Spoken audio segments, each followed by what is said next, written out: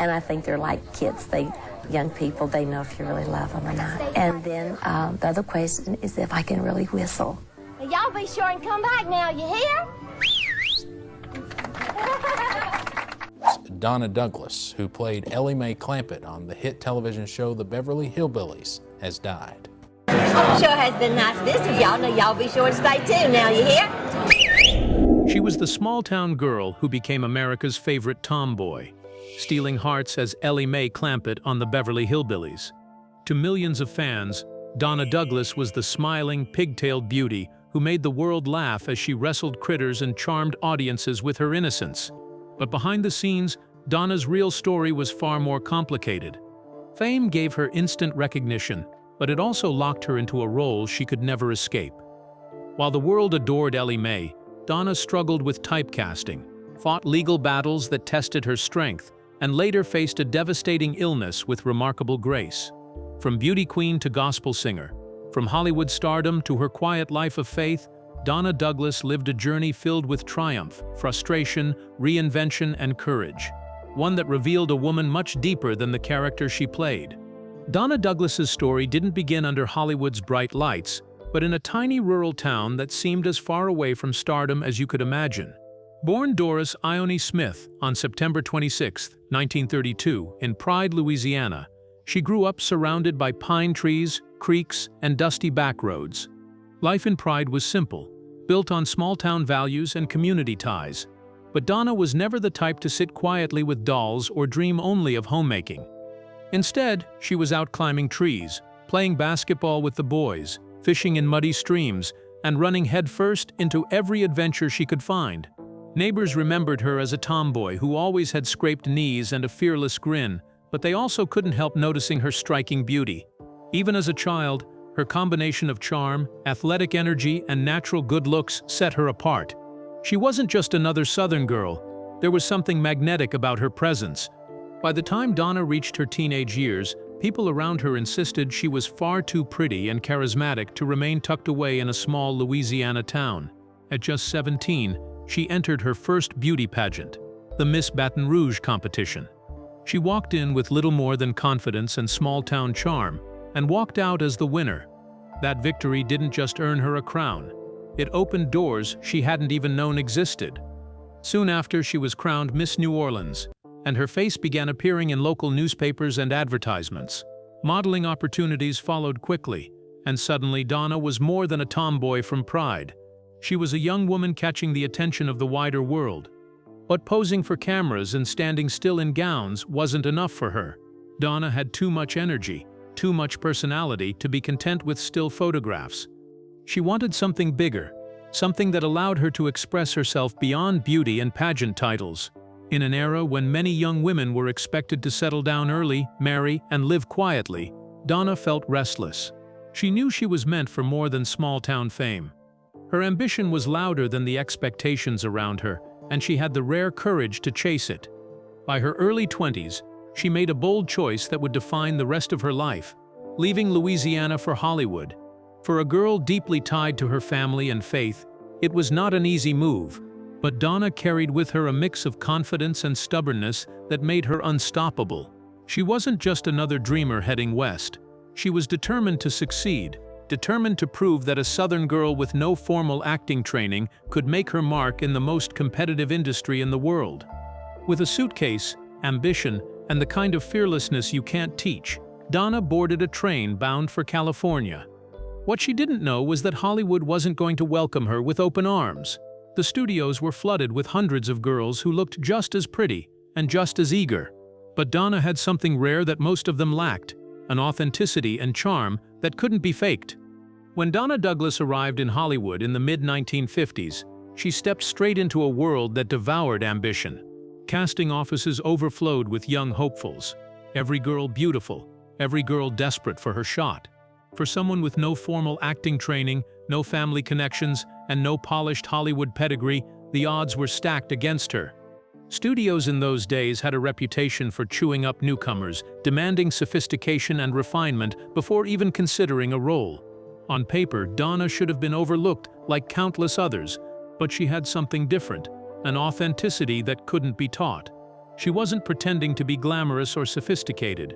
She brought her Southern roots with her tomboy charm, her easy smile, and her natural charisma. Her first opportunities didn't come in the form of dramatic roles or glamorous film debuts. Instead, she began with television commercials. Advertisers were drawn to her wholesome girl-next-door look, the type of beauty that felt approachable rather than intimidating. Donna popped up in ads for toothpaste, soap, and everyday household products, her friendly face selling the idea of trust and comfort to millions of viewers. For Donna, these spots weren't glamorous, but they were invaluable. Every time the cameras rolled, she was learning, adapting, and proving she belonged in front of the lens. She treated every small gig with professionalism, knowing that persistence mattered as much as talent. That persistence slowly began to pay off.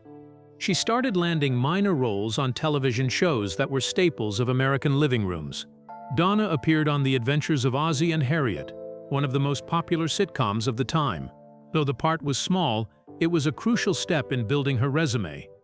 Even more memorable was her appearance in a now iconic episode of The Twilight Zone titled Eye of the Beholder.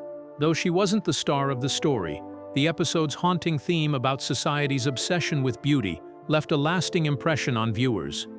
Bit by bit, Donna began edging her way into films as well. In 1959, she landed a role in Career, a drama starring Dean Martin and Shirley MacLaine. The part was minor, but it gave her a taste of the big screen and introduced her to the serious side of Hollywood filmmaking. 2 years later, she appeared in Lover Come Back, sharing the screen with Doris Day and Rock Hudson, two of the biggest stars of the era. Then came a career highlight that many aspiring actresses of her generation could only dream of. In 1966, Donna was cast opposite none other than Elvis Presley in the musical Frankie and Johnny. For Donna, who had admired the king of rock and roll for years, it was a dream come true. Their chemistry on screen was light and playful, and audiences couldn't help but notice how natural she seemed alongside one of the most famous entertainers in the world. By the early 1960s, Donna Douglas wasn't yet a household name, but she was building momentum. She had commercials, TV guest spots, and film credits under her belt, along with the once-in-a-lifetime experience of starring with Elvis. She had established herself as a reliable professional actress with both beauty and charm.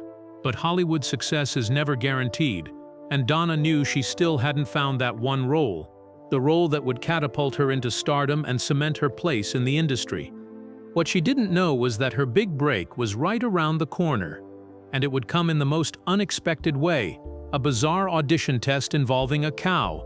By 1962, Donna Douglas had spent several years in Hollywood grinding through commercials, guest appearances, and minor film roles.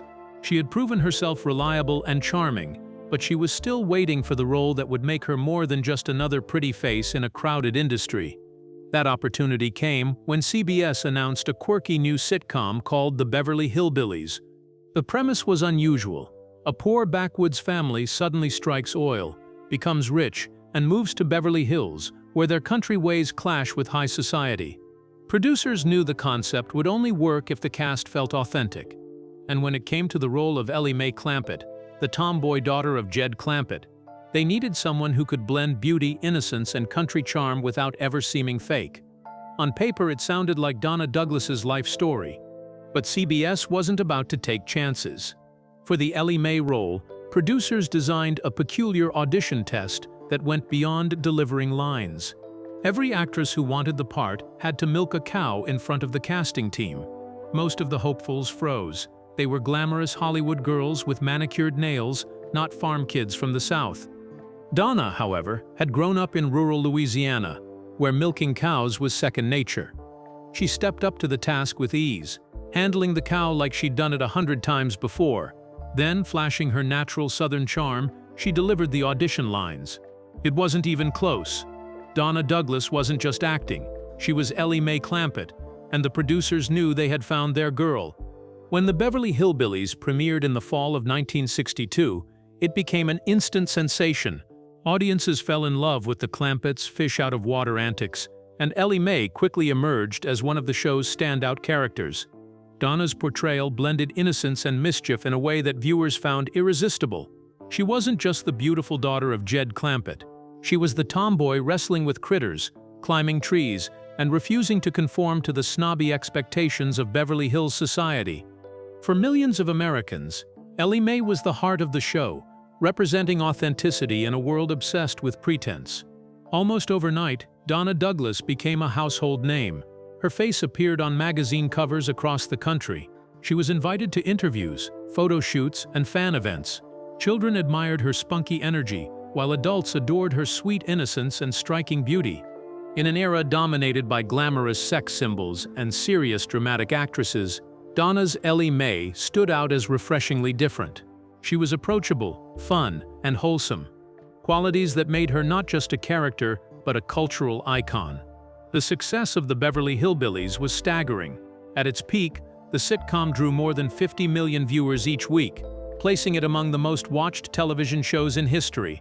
For 9 seasons, it dominated prime time, turning the Clampett family into national treasures. And at the center of it all was Donna Douglas, forever remembered as Ellie May with her braids, gingham tops, and love of critters. But while the fame and recognition were thrilling, they came with a catch Donna never anticipated.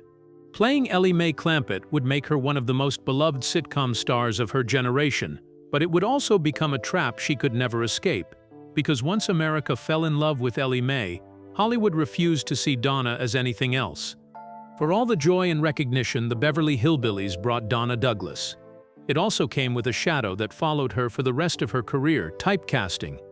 To millions of Americans, Donna wasn't just playing Ellie May Clampett, she was Ellie May Clampett. And while audiences adored the sweet, tomboyish daughter of Jed Clampett, Hollywood executives saw something different. They saw a one-dimensional role, a character box they thought Donna could never escape.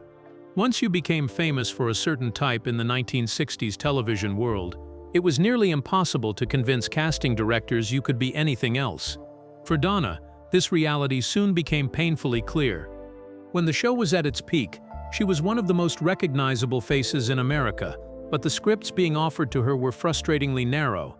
The roles leaned heavily on the same archetype: naive country girls, small-town beauties, or comedic side characters whose main appeal was their accent and looks. Donna wanted more than that. She wanted the chance to take on dramatic roles, to show audiences she had range and depth as an actress. But casting directors simply couldn't separate her from Ellie May. In interviews later, Donna admitted she felt boxed in by the role that made her famous. She loved Ellie May dearly. After all, the character had brought her joy and gave her a career.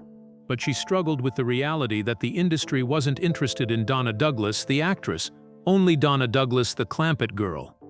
The frustration built as she realized that despite her best efforts, she might never be taken seriously outside of the show that made her a star. Still, she tried.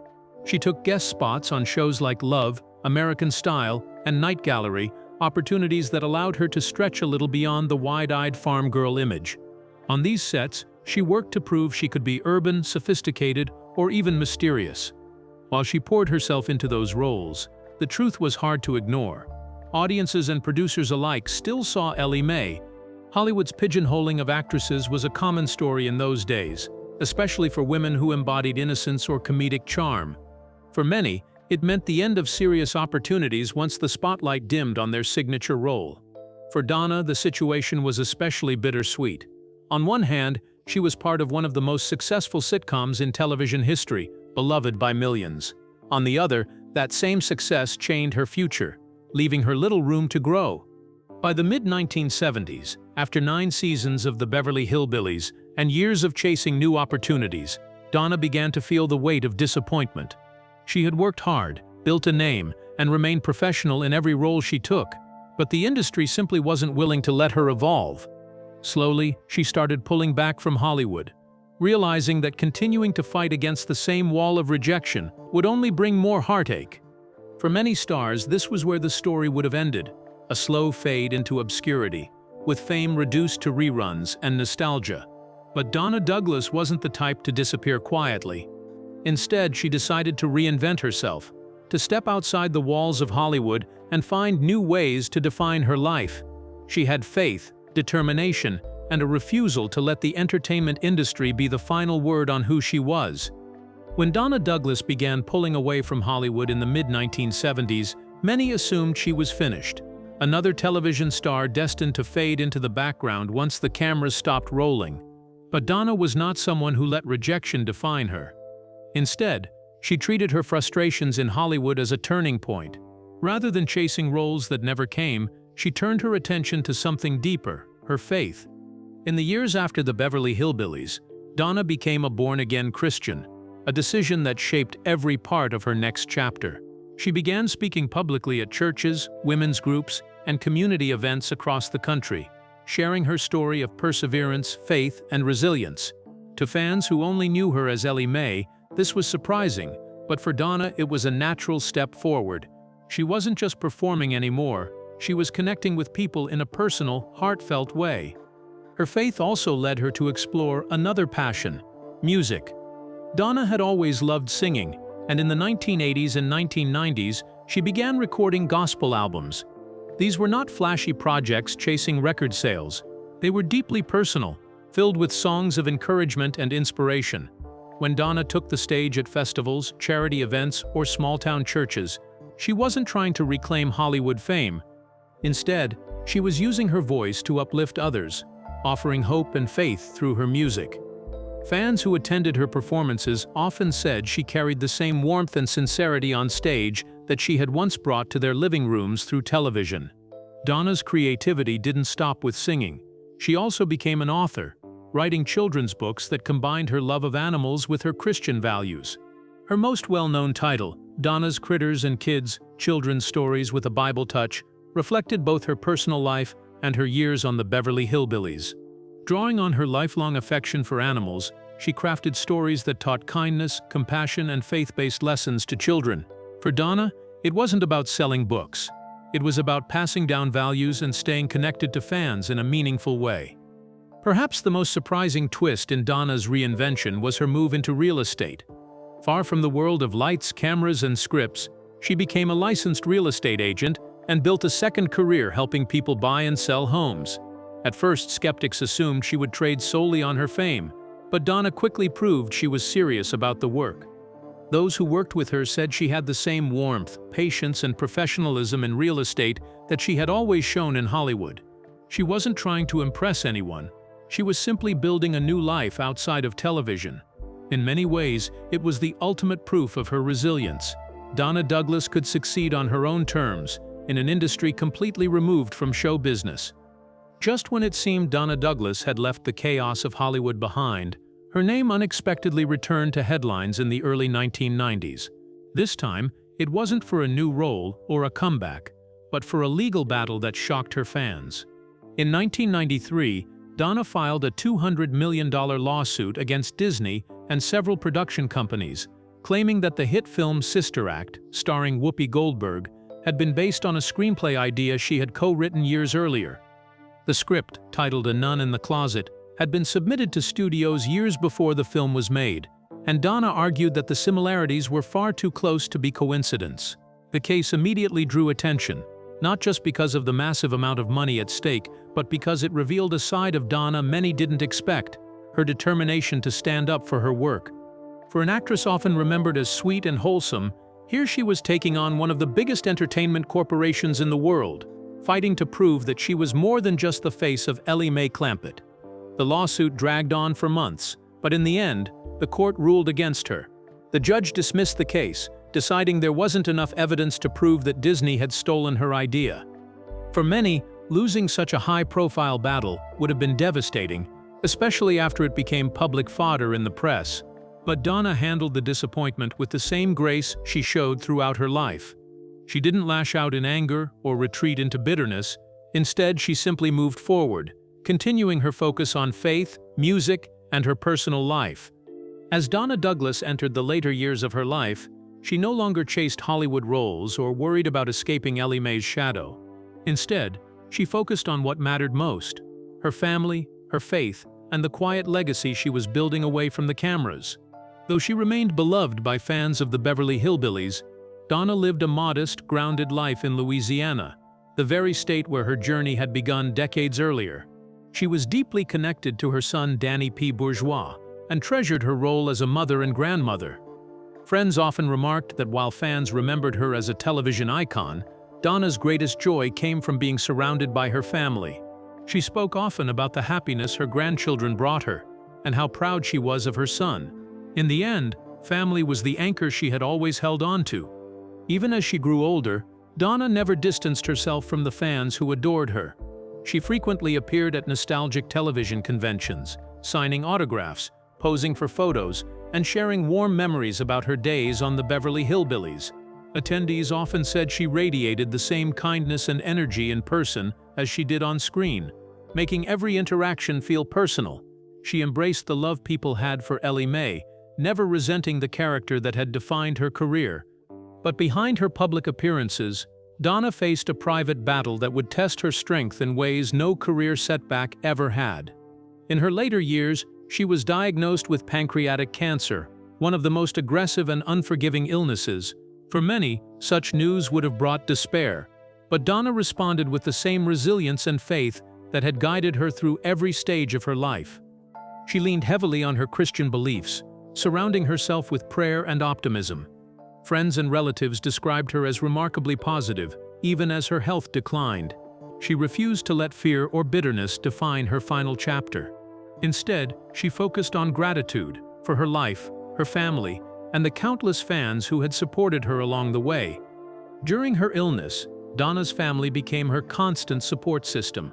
They rallied around her, ensuring she was never alone as she faced the toughest battle of her life. Loved ones described her as unshakably graceful, always more concerned about others than herself. Even in moments of pain, she continued to smile, to pray, and to offer encouragement to those around her. On New Year's Day, January 1st, 2015, Donna Douglas passed away in her home in Louisiana at the age of 82. The news spread quickly, and tributes poured in from fans, former colleagues, and countless admirers who had grown up watching her on television. For many, it felt like the end of an era. Her death was not just the loss of an actress, but a reminder that the golden age of classic television was slowly fading. Yet even in her passing, Donna Douglas left behind more than nostalgia. She left behind a legacy of strength, grace, and authenticity. She had shown the world that a person could face typecasting, rejection, and illness without losing their spirit. She had proven that fame wasn't the true measure of a life well lived. Faith, family, and kindness were. When people look back at Donna Douglas today, most immediately picture Ellie May Clampett, smiling in braids with her beloved critters by her side. That image is so iconic that it has become frozen in time, a symbol of innocence and charm from an era of television that feels almost untouched by modern cynicism. But Donna's true legacy runs deeper than a single role. She was more than the character America adored. She was a woman who faced the highs and lows of fame, who endured the frustrations of being typecast, who fought for her creative work to be respected, and who ultimately chose to build a meaningful life outside of Hollywood's spotlight. Her journey from tomboy in Louisiana to Hollywood starlet, from gospel singer to a woman of faith battling illness with grace, remains inspiring to this day.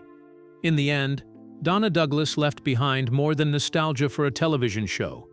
She left behind a reminder that success isn't measured by how long the cameras stay on you, but by the lives you touch and the way you carry yourself when the spotlight fades. And if you found Donna Douglas's story as moving as we did, make sure to hit that like button and subscribe to our channel for more untold stories of the legends who shaped Hollywood's golden era.